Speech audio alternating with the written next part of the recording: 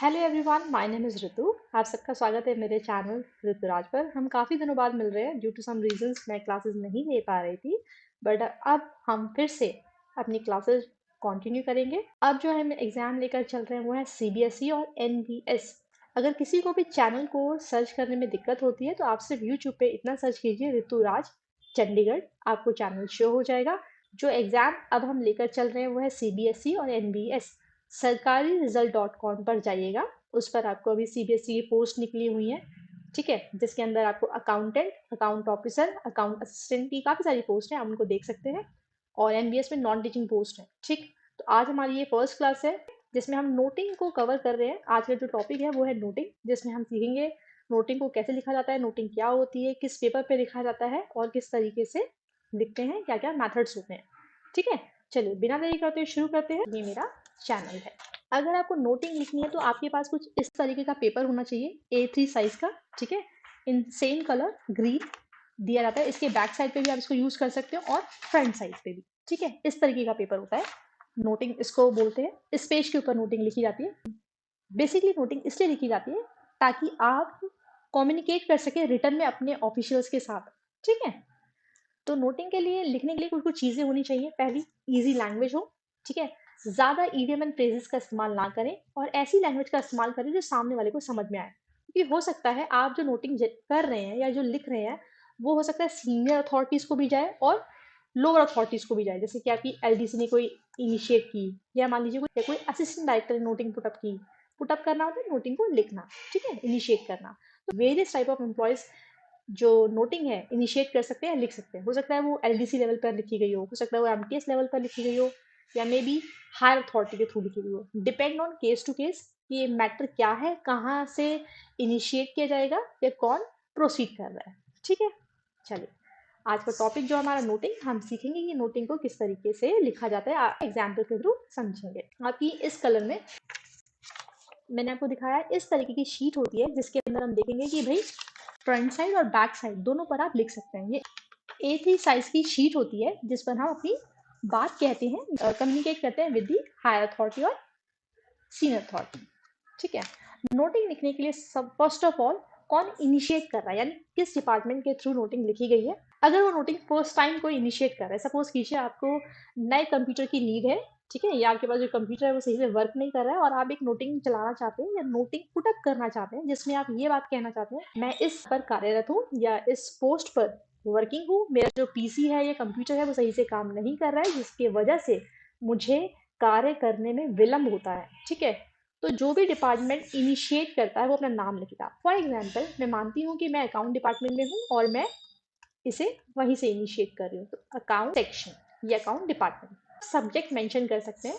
उसके बाद जो भी आपको बॉडी लिखनी है कि भाई ये काम में देरी हो रही है, कार्य करने में विलंब हो रहा है, तो कृपया करके आप मुझे नया पीसी जल्द से जल्द उपलब्ध कराएं ताकि बिना विलंबता के कार्य को किया जा सके। और एट दी एंड आप ये लिखेंगे पर्सन ने भी इनिशिएट किया वो अपने सिग्नेचर करता है, ठीक है। डिपेंड्स, अगर ये हाई अथॉरिटी है, मान लीजिए अकाउंटेंट है या अकाउंटेंट से ऊपर की पोस्ट है, तो वो अपने राइट साइड सिग्नेचर करता है, ठीक। मान लीजिए कोई अकाउंट ऑफिसर है, उसने अपने कोई प्रिंटर के लिए नोटिंग चलाया तो वो यहाँ सिग्नेचर करेगा एट द राइट साइड।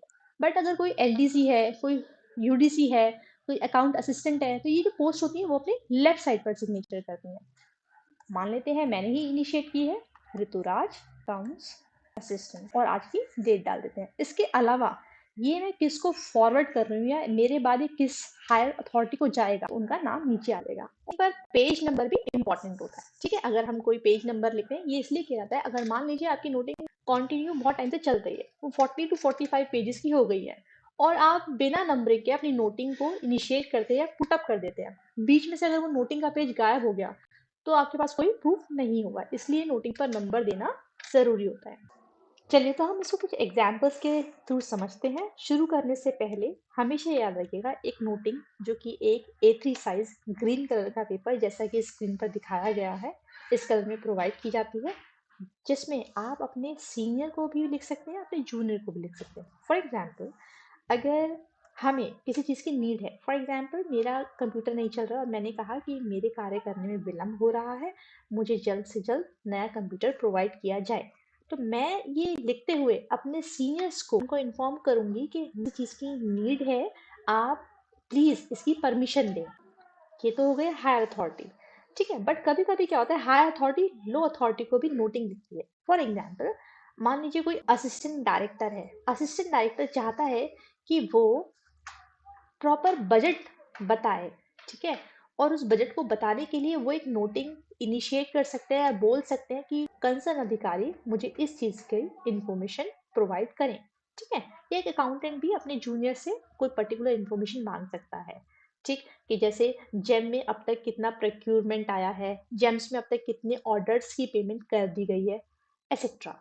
तो नोटिंग जो है हाई टू लो और लो टू हाई चल सकती है। नोटिंग का बेसिकली मोटिव होता है कि आप सेम लेवल पर, हाई लेवल पर या लो लेवल पर कम्युनिकेट कर रहे हैं इन अ रिटर्न फॉर्म, राइट।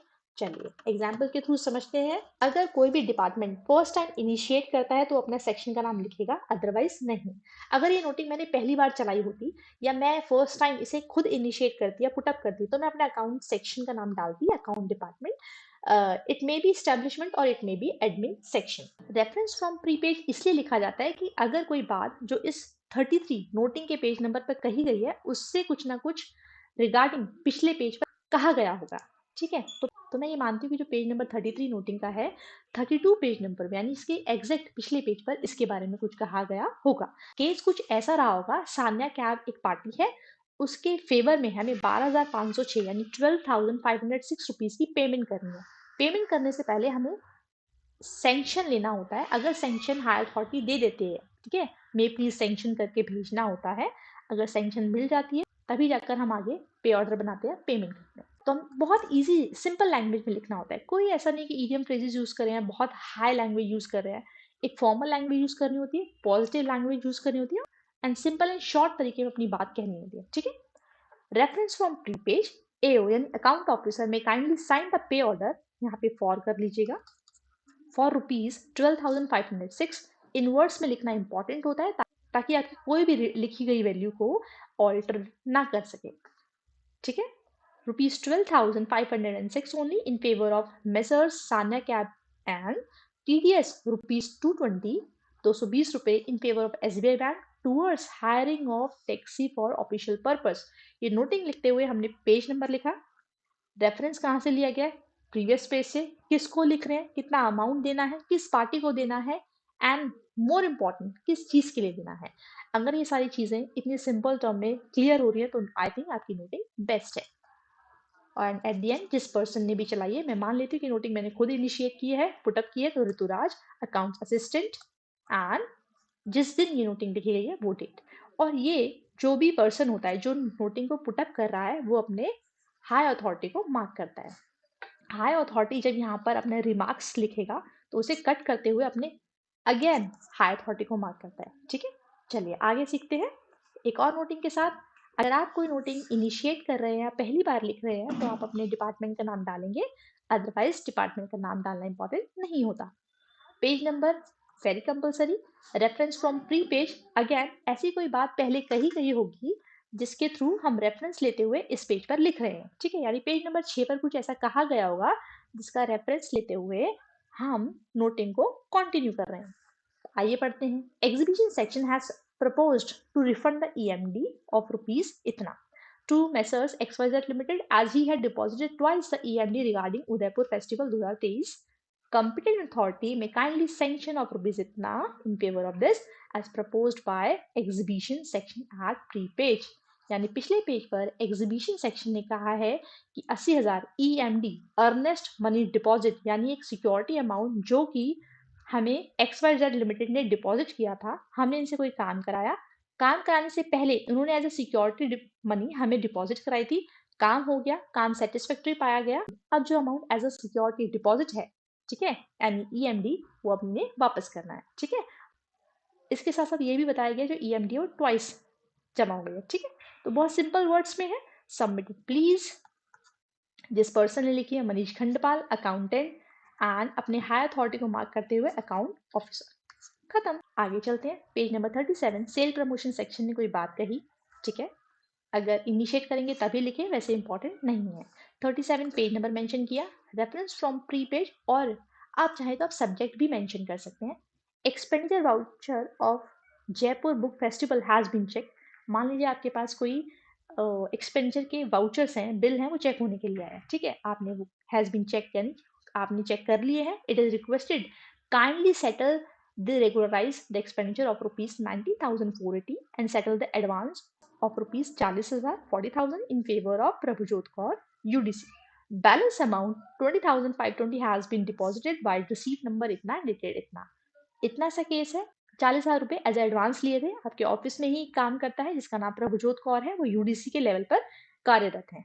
जिन्होंने 40,000 का एडवांस लिया था और एडवांस लेते हुए जब एडवांस सेटल करने की बारी आई तो उन्होंने अपना खर्चा दिखाया 19,480 रुपए।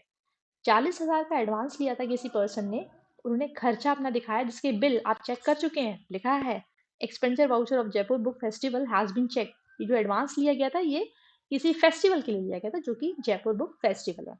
उसमें खर्चा हुआ तो आपने खर्चा हटाया, बचा हुआ अमाउंट जो है आपका वो आया 20,520।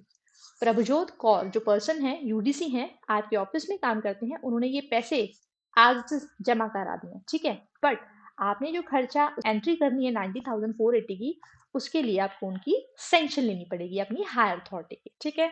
तो राधिका कालरा जी ने ये पुटअप की है, इनिशिएट की है, असिस्टेंट है, वो जिस तारीख को कि वो डेट डालेंगे और अपनी हायर अथॉरिटी को मार्क कर देंगे।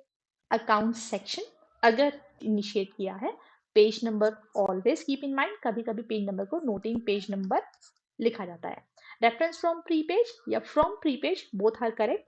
एक्स, मान लीजिए पीछे कोई प्रपोजल था, मिस्टर एक्स ऑफ रुपीज इतना, मिस्टर वाई ऑफ रुपीज इतना, मिस्टर जेड ऑफ रुपीज इतना एंड टोटल एक्सपेंडिचर इतना, ठीक है। तो जो भी पीछे गिवन थी इन्फॉर्मेशन उस पूरे को एक्स मार्क करते हुए आप लिखते हैं X proposal at pre page has been check. जो भी पीछे कैलकुलेशन दी गई थी एट एक्स वो चेक कर ली गई है और वो फाउंड इन ऑर्डर है। तो राज पुटअप कर रहे हैं इसको, ठीक है, अकाउंट असिस्टेंट है, इस डेट को पुटअप किया और अपनी हायर अथॉरिटी को मार्क कर दिया है, ठीक है। लास्ट एग्जाम्पल, पेज नंबर डाला, ठीक है, placed below in the pension for the month of अगस्त 2023। आपने, आपके यहाँ के बहुत सारे पेंशनर्स होंगे तो आप उनकी कैलकुलेशन कर रहे हैं कि इस महीने उन्हें कितनी पेंशन जाननी है, उसकी कैलकुलेशन आपने मार्क की है। और अगर आप उन्हें पेंशन पे करेंगे तो अंडरस्टूड है सेंक्शन तो लेनी पड़ेगी, तो आपने बस वही लिखा है placed below is a pension bill for the month of August 2023। Competent authority may please see for approval and sanction of gross pension of rupees 88,34,234 inwards as it is mentioned किया है for the month of August 2023। Bill attach, क्योंकि list बहुत बड़ी होगी तो हो सकता है हमने लिस्ट पीछे अटैच कर दी हो, ठीक है। तो एनक्लोज्ड भी लिख सकते हैं, बिल अटैच भी लिख सकते हैं। उन सब पेंशनर्स के नेम, क्योंकि बिल अटैच है तो हमने बार बार पेंशन के नेम फिर से नहीं लिखेंगे, तो पेंशन जितने अमाउंट की बनी है, जितना डिडक्शन जाना है और नेट पेंशन, ठीक है। The following are the change, अगर कोई चेंज हुआ भी है तो वो भी आप बताएंगे।